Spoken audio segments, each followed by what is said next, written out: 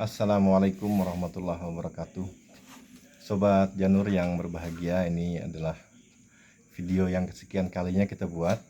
Dan video ini direkam pada malam hari di tengah cuaca yang dingin. Nah, kali ini kita akan membahas mengenai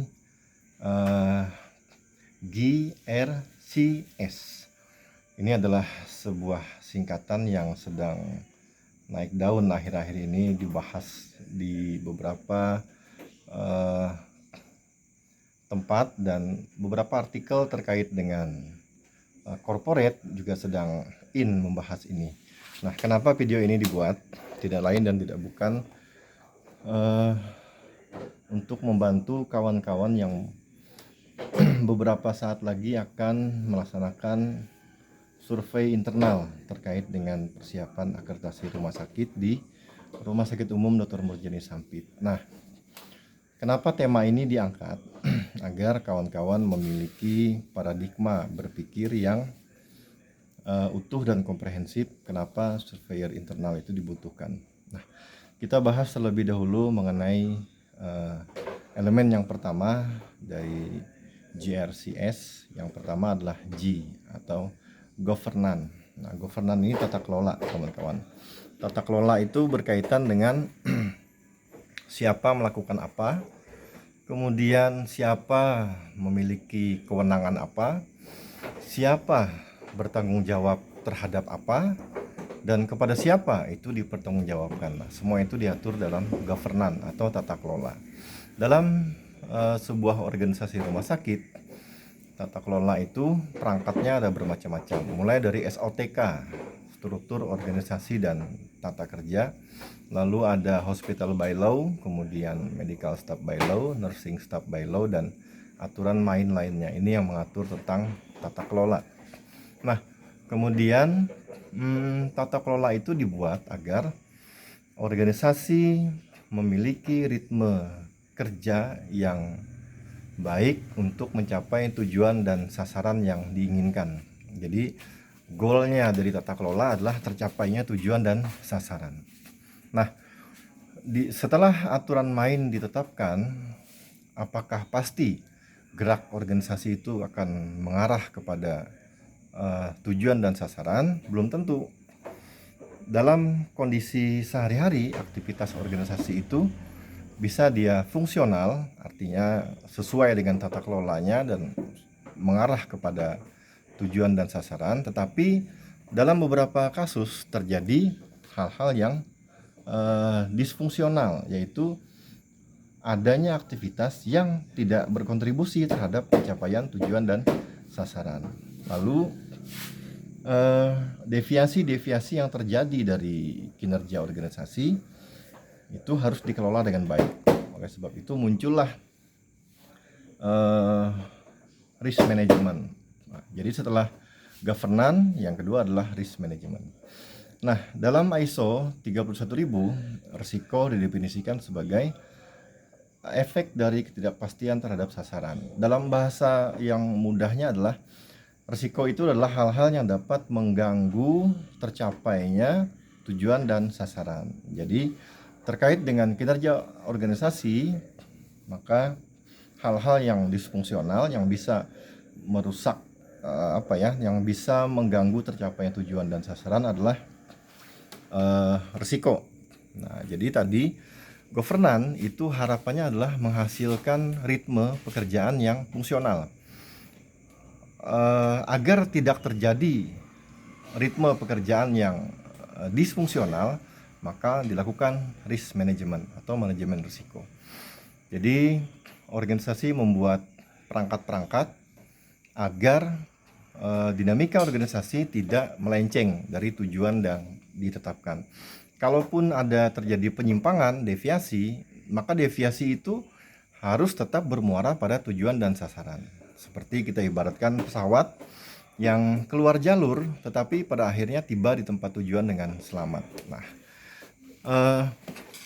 jadi tata kelola, kemudian risk management, kemudian yang ketiga adalah compliance atau kepatuhan. Nah, compliance adalah ketaatan terhadap tata kelola dan ketaatan terhadap pengendalian manajemen risiko. Jadi organisasi harus dipastikan agar setiap unsur yang menggerakkan organisasi itu taat atau patuh terhadap norma-norma dan nilai-nilai yang sudah ditetapkan.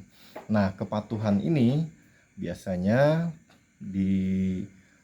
dilakukan dengan berbagai cara, bisa dengan supervisi, kemudian coaching, kemudian yang terakhir adalah dengan asesmen atau audit tingkat kepatuhan. Nah, kenapa governance, risk management, dan compliance itu dikelola dengan baik? Tujuan akhirnya adalah sustainability atau keberlangsungan dari bisnis itu sendiri. Nah, asesmen atau survei internal yang besok diselenggarakan oleh para surveyor internal rumah sakit adalah upaya untuk memotret kepatuhan unit-unit yang berada dalam organisasi rumah sakit terhadap standar-standar yang ada. Nah, dalam sebuah bisnis rumah sakit, pemerintah dalam hal ini adalah Kementerian Kesehatan sudah mengeluarkan standar akreditasi rumah sakit. Siapapun rumah sakit yang mentaati standar-standar tersebut, maka mereka diharapkan bisa menyelenggarakan bisnis pelayanan kesehatan yang bermutu dan berorientasi keselamatan pasien. Jadi audit kepatuhan itu punya nilai strategis agar kita memahami kematangan organisasi kita, kematangan tata kelola, kematangan risk management, dan potensi sustainability dari organisasi rumah sakit kita. Nah, auditor dalam hal ini kalau kita menggunakan kacamata dari manajemen risiko, auditor itu adalah lini pertahanan level ketiga. Jadi rumah sakit itu sebagai sebuah organisasi, dia wajib taat terhadap kaidah-kaidah dan wajib berada di jalur yang benar untuk mencapai tujuan dan sasaran. Nah, siapa yang berkepentingan terhadap itu semua? Yang pertama adalah pemilik, kemudian yang kedua adalah representasi dari organisasi, yaitu top management.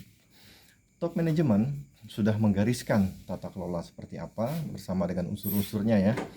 Sudah menetapkan seperti apa tata kelola, kemudian sudah menetapkan bagaimana tata kelola risiko. Nah, sekarang top manajemen ingin memotret sudah patuh atau tidak unsur-unsur ini terhadap governance dan risk management yang dibuat. Nah, dalam hierarki organisasi, pemimpin unit, kemudian para kepala-kepala bidang, para pemimpin, para manajer tentu sudah melakukan tugasnya dengan baik. Tetapi kalau kita hanya memotret secara subjektif, bisa saja ada yang terlewat. Karena itulah kita menggunakan kacamata kedua, yaitu kacamatanya auditor.